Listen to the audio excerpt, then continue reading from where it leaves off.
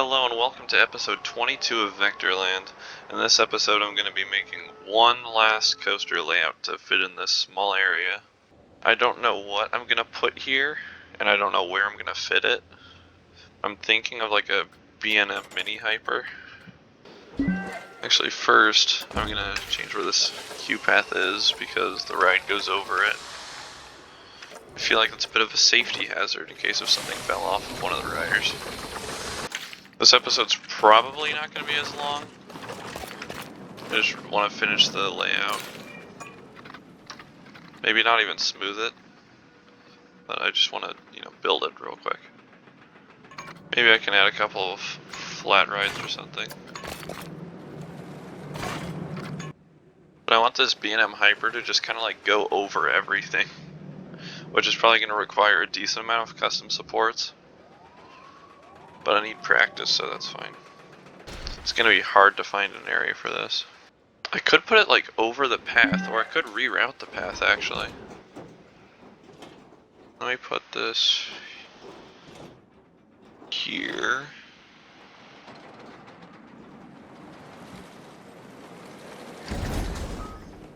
It's gonna have to have 6 rows, so it's gonna be a really short train. This is a very tight squeeze here. Can this even make it out here? Oh, probably not. I need to lower this. This is gonna be really crazy to look at. Also, where am I gonna fit the transfer track and stuff? Could just keep it where it is. Where would I put the transfer track though? I could make the brake run very obnoxiously long. I could put it underground like Monster at Grona Lund does, if I pronounced that right. Probably didn't. Could put it over here. But then it's just like the two B&Ms are right next to each other. And I kind of wanted this ride to be kind of secluded, even though they kind of went out the window when I put the coma there. Let's see what magic I could do with the paths. I guess I'll just have to fit it in here. I'm gonna put the station up really high.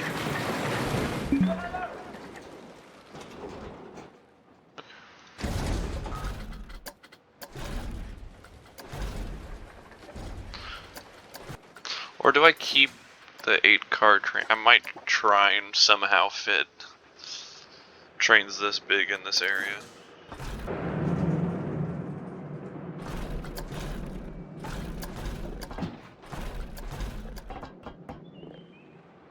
This brake run's gonna be like 50 feet tall, sorry. This is the most complicated final brake run I've ever seen.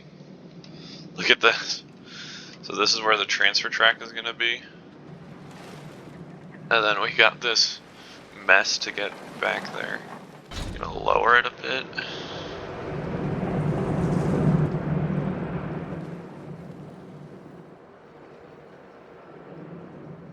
Is that too low? Just want to see if this brake run works.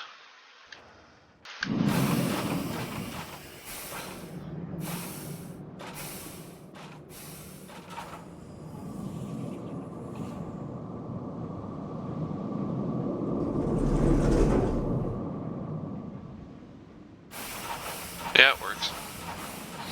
Plus I'm planning on it going faster than that.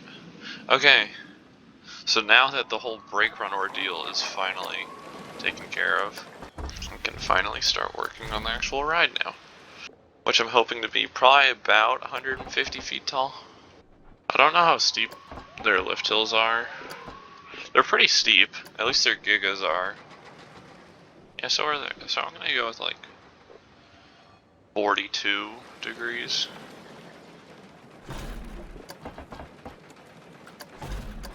Pretty tall ride. Bro, I'm 20 minutes in and I haven't even really started making the layout. 156 feet tall. I'm like that. That's a good height for this. Now these custom supports are gonna be wild.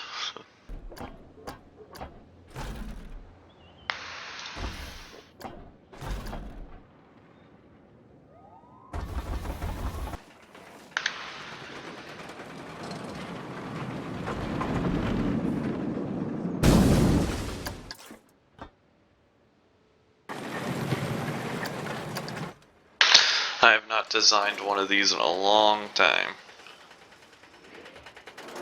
I think the last one I designed was actually, I made it without smoothing, like I was trying to see how good I can make it without smoothing. So it's been a while since I made a mini hyper. So then that goes into that. That's perfect.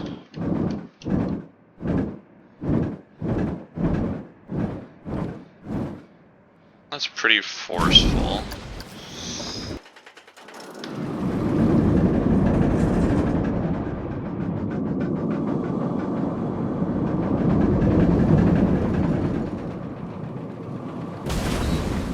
I like that. Bro, supports with this thing are going to be hell. Oh my goodness, it's going right over everything. I'll probably be able to move some stuff out of the way, but like still. Okay, let's see if this has realistic forces or not.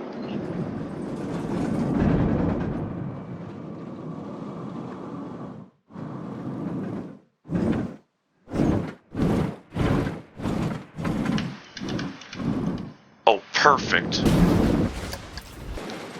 So I had a theming idea here. If I take this like net thing, and then like kind of redo all of it, and then add another one to this side, I could make this ride themed like, I don't know, Tony Hawk or something, because it looks like you're jumping out of a ramp and landing back on it. That could be a theming idea. And another thing that would do is open up area under this side, just like this one did to this side. So if I figure out that I need to add some of this ride's layout under here, I'll probably try and redo this and make it like themed to like a skate park or something. Let me see if I can even make it over this turn, because this turn's really high off the ground.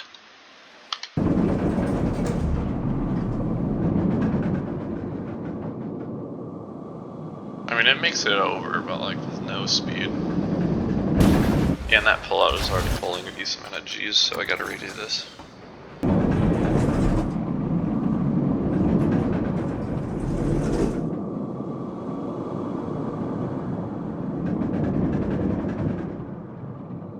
Hit 4 G's there. Let me try and make that a little bit less intense. There we go, that's a bit sharper. Still doubt it will pull any good forces.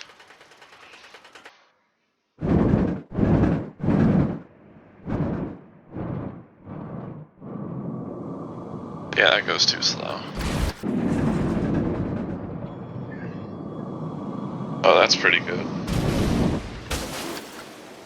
Now I just need to double check that you couldn't hit your hand on this kind of near miss here. Oh, that's pretty close actually. I think you would be good though. Could you stick your hand? You could probably stick your hand out and touch that. I'll make it a little bit smaller then. Yeah, that seems safer.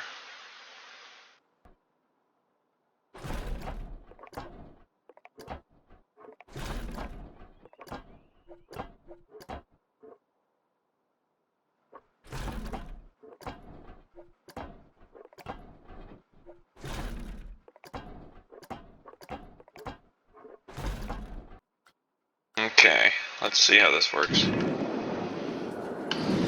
Goes under, goes up. Really nice airtime hill. Oh, that is a very bad transition. Gonna need to change that.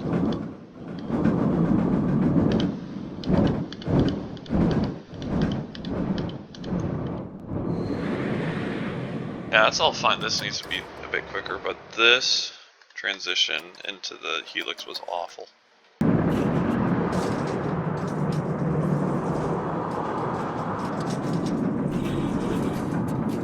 maybe that isn't. Actually, no, maybe I don't need to redo that. It just looked very weird from off-ride. This ride would be crazy in real life, just flying over everything. It would be so much fun. I'm trying to think of a ride that kind of does this in real life. I can think of like some Grona Lund ones. Once again, that's probably not how you pronounce it, but whatever.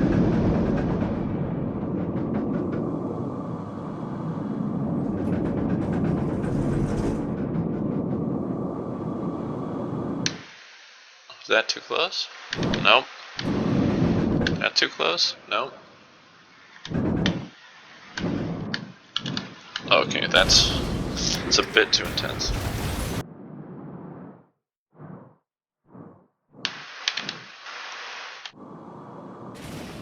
It's a little bit too intense for real life.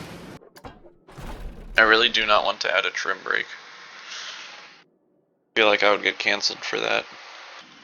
How can I connect these two ends of the track? It's going to be very hard. Now this is not finished. I just want to see if I need to extend the layout anymore because of maybe it having too much speed into the final brake run. This is a long ride. Goes into this airtime hill. This part is not finished or anything. So then it turns down, goes under. Crazy head choppers, maybe a little too close there. Flies to the right and up into the brakes. I feel like it needs to go a little bit slower into the brakes. So maybe I'll make this like a helix. Like I said, probably not going to be a long video. It's almost over. If I had to guess, after I'm done editing, we're going to be at like the 6-minute mark is my guess. Okay, still not done, but like this should be just the general layout done. I'm also not going to fully smooth this today. Like I'll smooth it a little bit, but I'm not going to make it 1.5 meter this episode. Save that for another episode. So this goes down here, goes up to the right. Last big airtime hill.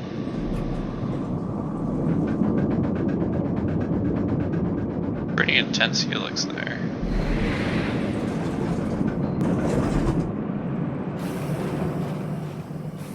Yeah, there we go. Let's see how long the track length is.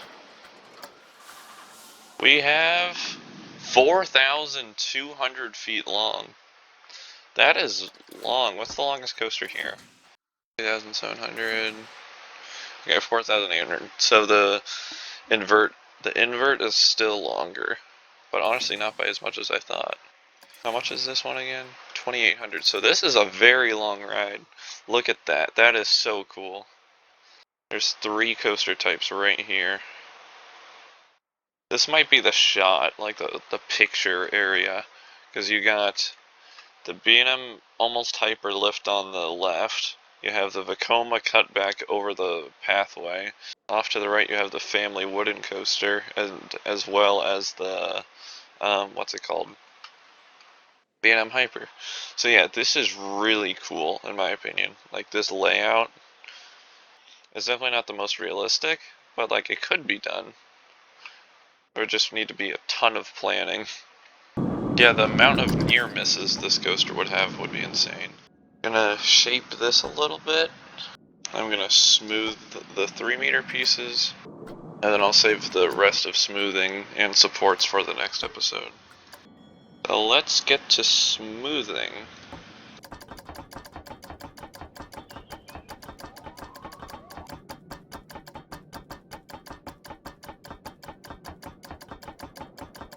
Okay, this is my first time seeing it smoothed.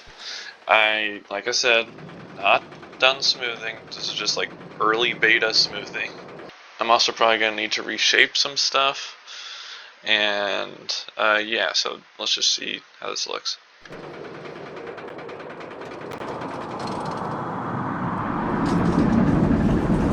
that's fine. That's fine. That's pretty good. This is way better than I thought it would be so far.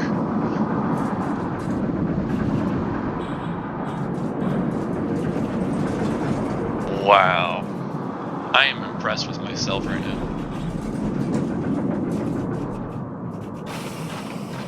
That, actually there's still this part, but like, that is a lot better than I thought it would be. And that ending part wasn't bad either. I also need to make the brakes actually slow you down. 1.2 laterals, that's still a little bit heavy, but we're not done smoothing.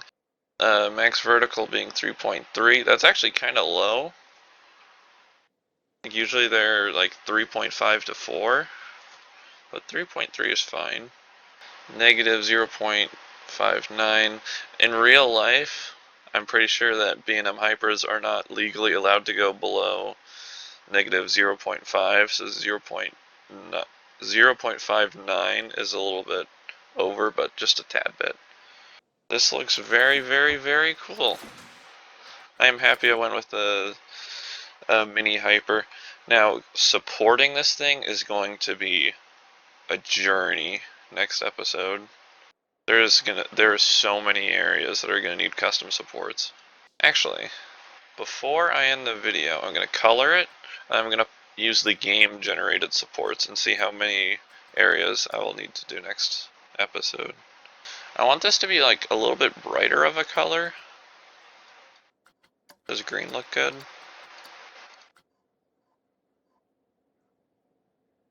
No, not really. Actually, I had a color scheme in mind. Let me look it up real quick. Oh, this yellow kind of blends in with the gold here. You know, I'm going to keep this yellow color scheme, and I'm going to change the color of the Vekoma. Okay, I'm going to go with that. For now, at least. I can change it later, of course. Okay, let's see what the game-generated supports can do. I know I want to custom support the lift, so I'm not even going to bother with this. This is most definitely going to need custom supports, like all of it. Oh, oh wow, that's lucky that there's these. Definitely going to need another custom support there. So I'll be able to put a custom support here. I'll need to look at what B&M Hyper Camelback supports look like. Can put a support there. Man, I'm getting kind of lucky with these supports. Yeah, that's definitely going to need a custom support or two. Now this is going to need a whole heck of a lot of custom supports, I'm pretty sure. Let's just go there. Yeah, there's no supports on this entire turn. I mean, there's this one. That's pretty good. Another area that's going to need a lot of custom supports. Also, comment if you know where I kind of took inspiration for this color scheme from. Now, of course, there's probably going to be multiple things with this color scheme, but I'm saying, like, can you guess which one I was thinking of when I chose it? Also, I just realized it kind of looks like Nitro, which makes me want to remove it. And we're almost done, so it doesn't really matter that much. Okay. Other than the fact that I'll need to redo every single one of those supports and add a bunch of custom supports, this ride is kind of nearing completion. Okay, it's not really nearing completion. It is like maybe a third of the way to completion, but still, we made some good progress on it. But yeah, next episode probably might just be for smoothing and supports for this ride, and it might not even finish that. We'll see. But yeah, thanks for watching. Goodbye.